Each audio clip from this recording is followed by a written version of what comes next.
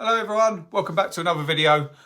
Just wanted to just start the day in a different area, so I'm not just in the van and just doing it from there.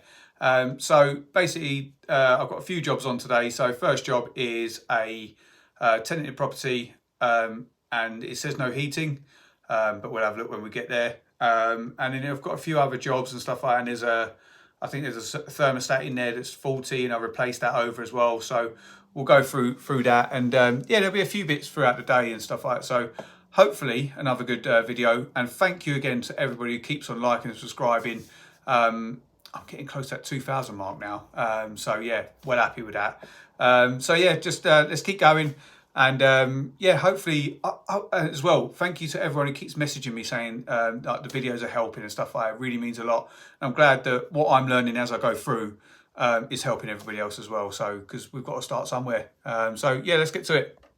Okay, so my first job's an easy one, and it's literally just a TRV head that's broken off and a gas safety certificate. So I'll get one of them out and do the safety certificate. All right, so just doing the landlords. I'll turn the gas off. Just checking that it locks out when it should do, which it has. So now what I'll do, I'll reinstate the gas, and then I'll go and do a tightness test, and then I'll come back and reset it all after. Right, so we're out of the meter. First thing I noticed that there's no earth bonding, so I'll leave a recommendation for that. Obviously it's a little bit corroded around there, but we'll give it a full test over now. I've got my digital gauge, give it a test over and make sure it's all good.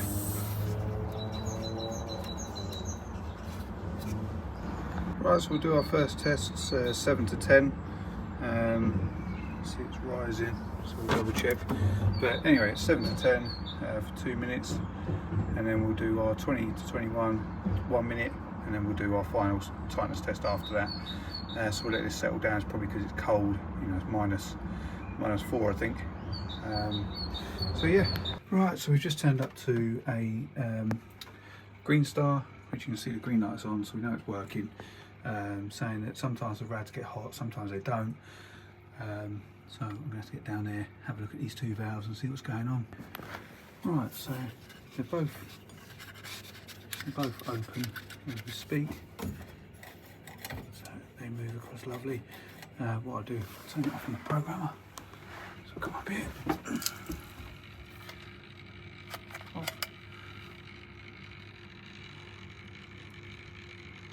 Okay, well that seems to just be staying on permanently. So,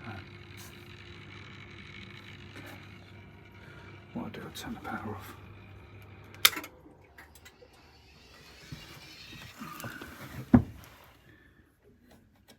So they've locked off, both locked off, okay.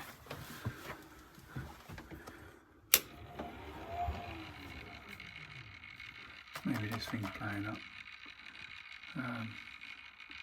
but now the lights have gone off, so I'll put it back twice. What time's is set? So times wise, we've got 7 till 9 AM. Or what's the actual time now? So 9, yeah, that's right. And then we've got 4 till 9 PM.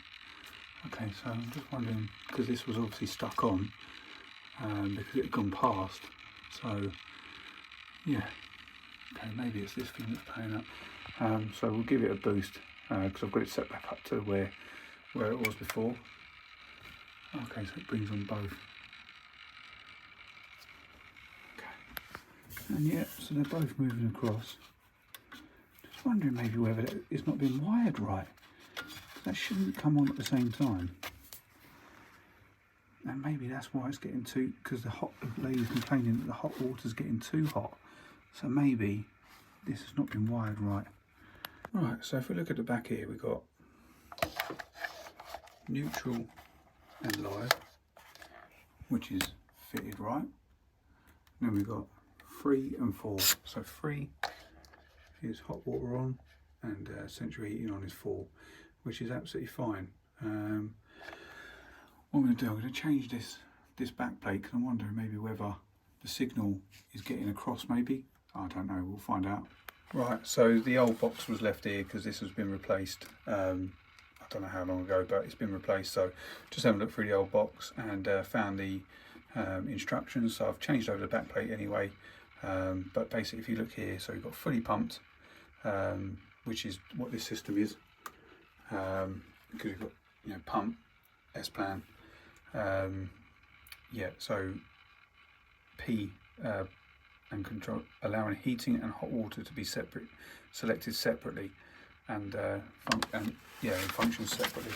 So I'm going to take this out. Put it in the back here for pump systems, if fitted for pump systems. So remove leak. So I'm going to take that out.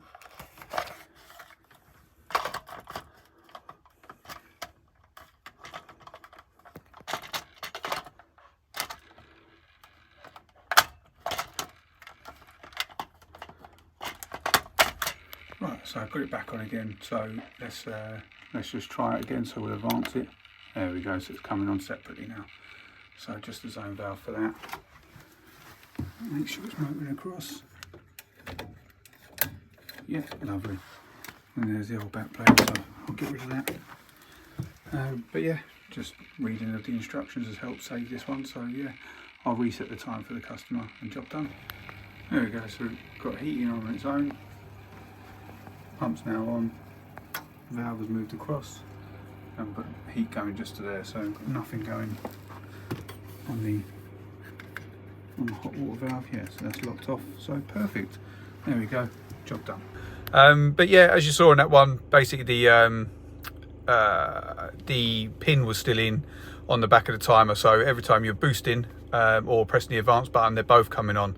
And even with the thermostat on the cylinder, it still, still was overheating. So yeah, it seems to be that they're separate now, and that seems to be it. Job done, hopefully. Yeah, I've tested it loads of times. The radiators are now a lot hotter than what they were as well. The customer's reported, so if she's happy, then that's all good. Right, so this one here is basically just an Ecotech system. No, heat only. Sorry, that's had low pressure, had 0.2 on there, F22 shut off. So I've done that, and obviously straight away the filling loop starts leaking. So I'm going to swap that over now, and yeah, and then get out of there really. But yeah, it's a bit annoying. So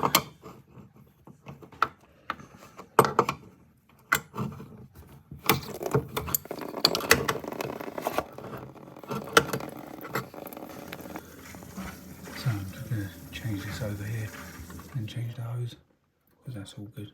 Do some readings while I'm here.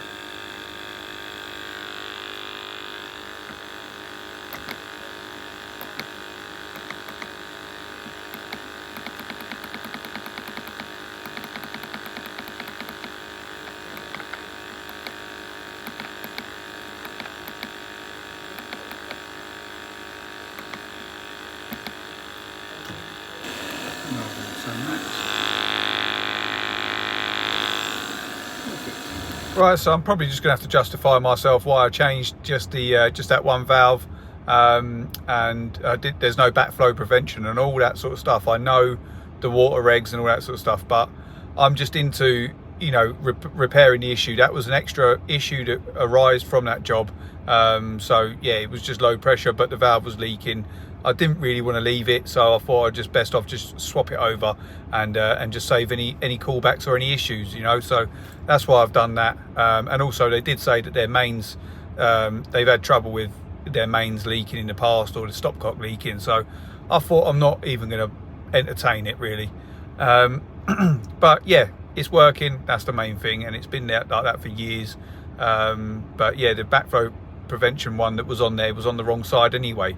So yeah, and it just makes it easier for draining down next time. So if you ever need to drain down that system in the future, you don't even have to touch the boiler. Literally go to that valve and just drop it straight out. That's my thinkings behind it.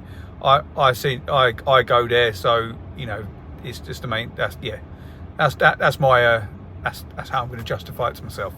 Yeah, on to the next one. Right, so basically this one here, this boiler here, they use this button to bring the heating on. But I think there's no thermostat anywhere. or it's set too low and it's lost. Right, so on that one there, as you can see, there's no actual thermostat anywhere. I've asked them, and it's a tenanted property. It's probably been lost or been lost by a previous tenant or whatever. It does look quite old. So I'm just not going to waste any time messing around or anything. I'm just literally just going to swap it over and just put a new wireless thermostat in, and job done.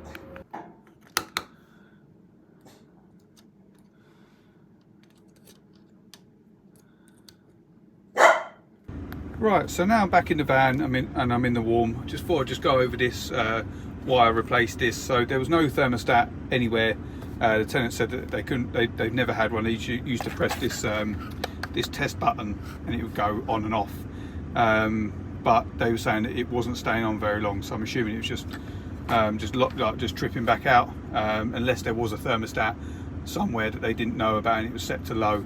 But anyway, I just thought I'd just get on with it and just change it over. So put the new one on, and the one I've got, and normally they come like this as well. So you'd have your neutral and your live, and then you'll have your common, or you have your one, you have common goes into one, and then it goes to 3 for on. Now on this one you can see it's common to which is 2, and then off. Sorry, 2 and 3, so common on, and it'll go to on, which is number 3. So this little bit here will just switch across to number 3 when you want it to come on, and then that will send the power, and then that will turn it on. Now the one I had, obviously, as I say, was 1 and 3, so I'd literally just had to change it over and just put a new backplate on there that comes with it. Obviously, at first it did look like the backplate that was on this one would have fitted directly on there, but there was no 1 on there, so that's why I changed it over. But yeah, so that's how you get around. That's how you replace the thermostat, pair it. Right, thank you very much for watching, guys. Really appreciate it. Absolutely love that everyone's getting involved and commenting and stuff like that. Please, can I just ask you if you could subscribe? It'd be brilliant if you can. Just helps all the algorithm, helps the figures, all that side of things. Also, I'm thinking about YouTube has just contacted me with regards to a new thing that they're starting up, which is that you can become a member. Would anybody be interested in that? There can be 3 different stages, and basically what it's going to enable me to do is to be able to buy boilers, and then we can get hands-on. That's what I want to do eventually, is to be able, well, not even eventually, very, very soon, is that I would love for people to come to me and we can just take boilers apart and just try and get to learn as much as possible, as quickly as possible. If you're new to the gas industry and you want to get hands-on, you haven't got that much confidence, you're just a service engineer at the minute, and you want to look into being a breakdown engineer, but you're not too sure on how to take things apart, then help me out, and and I can help you out. We can grow this together, and we can have I want to get a little workshop, and I want to get some boilers that I can buy online or from friends of mine that take them out, and we can literally take boilers apart and you can get hands-on with it. Let me know what you think. I think it'd be a good idea. I just think just getting involved and just doing it. And if you're on a member program, there won't be any extra cost. If you can literally be part of the membership, and you can come down, and we can get this started as quickly as possible. It's something that I'm desperate to do, and I think it'd really help people out. Let me know what you think. Stick it in the comments. Cheers, guys.